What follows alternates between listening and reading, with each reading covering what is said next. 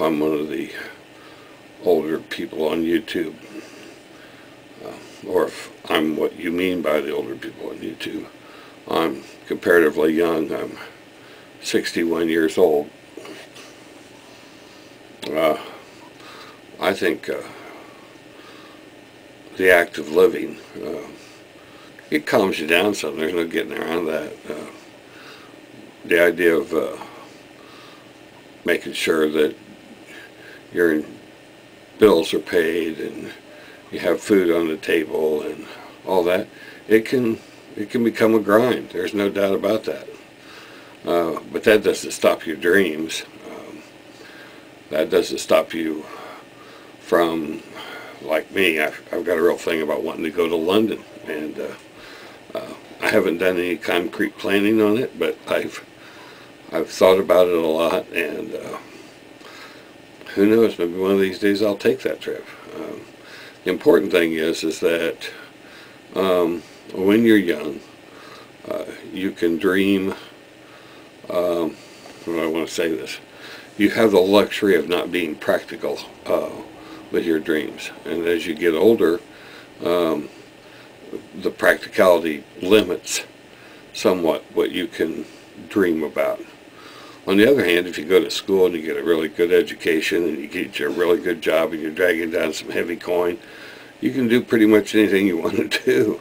So I would imagine that your dreams are only limited by your preparation at your age. So at 20, that's the time to really get your ducks in a row and get set up to where you have a service, something to offer the job market that will bring in the kind of money you need to make your dreams come true. And once you get to that point, anything's possible. So I don't think it's aging that causes people to become 9 to 5. I think it's responsibility that makes people become 9 to 5. I don't necessarily think that's a bad thing either. But there are some older folks out there that don't have a clue, and they're having a grand time, and that's all right.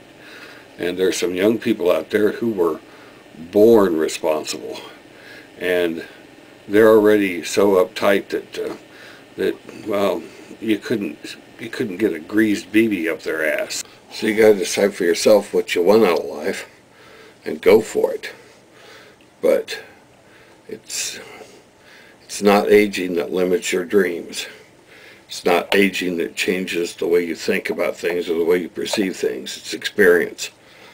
So it's up to you, the experiences you allow yourself to have. And those experiences will shape the life you lead.